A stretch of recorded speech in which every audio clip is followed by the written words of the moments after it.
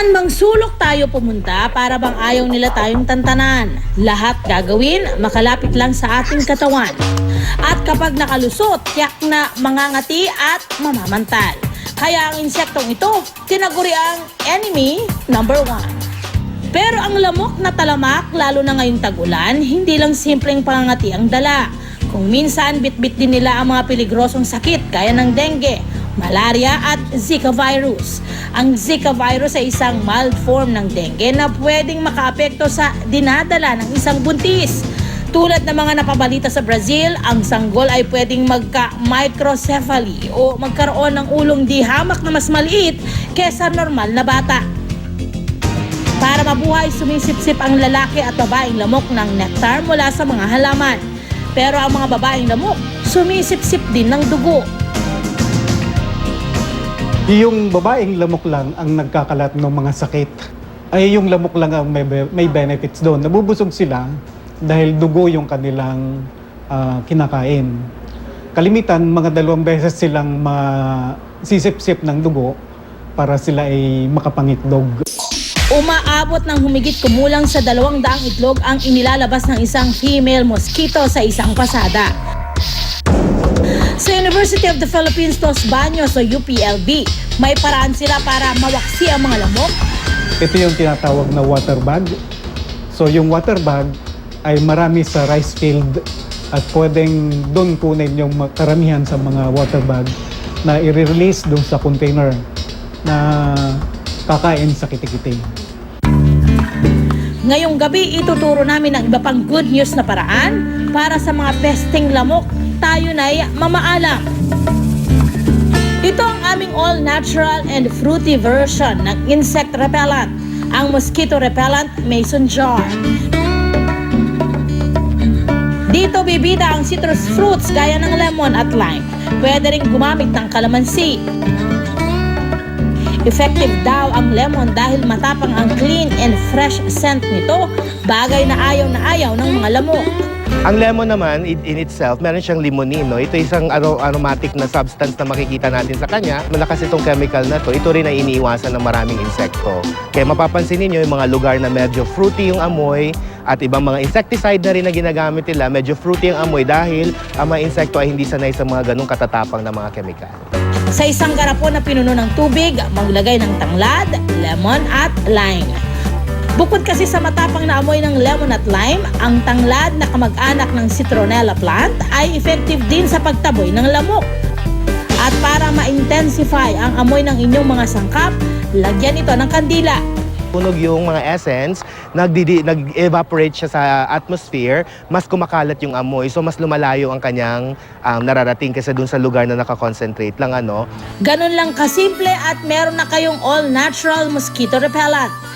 Pwede nyo itong gamitin araw-araw pero tiyaking hindi nyo mapabayaan ang kandilang nakasindi.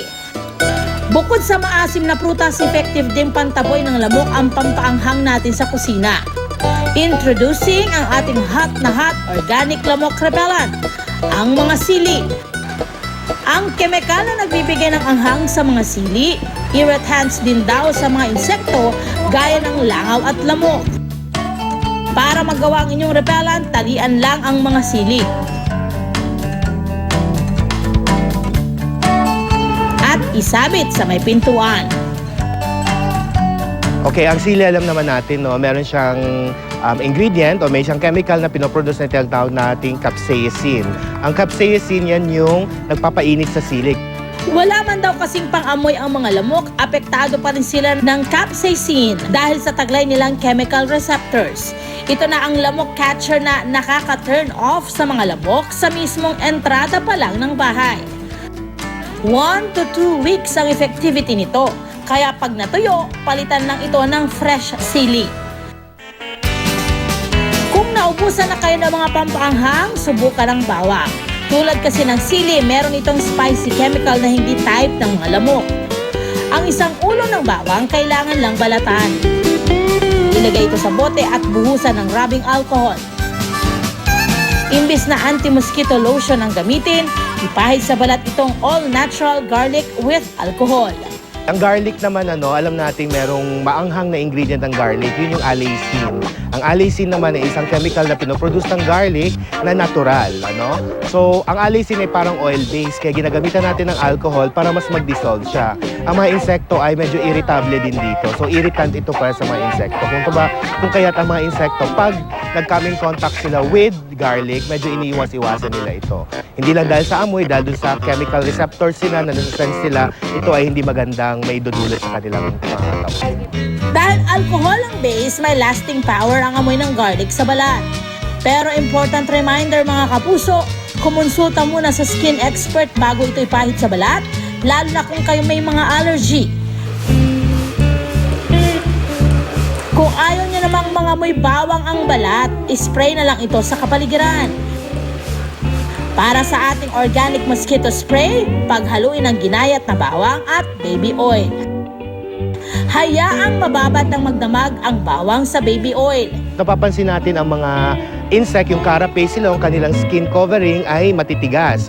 So pag tubig ang ginamit natin, madali lang mawala ang tubig sa kanila. Pero pag ito ay oil, mas dumidikit at mas naiirita sila or paminsan nalalason talaga sila pag ito ay nakain nila. Kinabukasan, ihalo ang oil sa tubig at lemon juice. Saka ibuhos na sa spray bottle.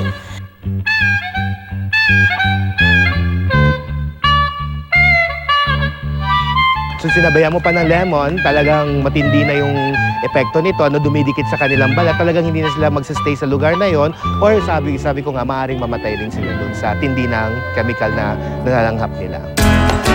Spray all you want gamit ang eco-friendly spray na ito.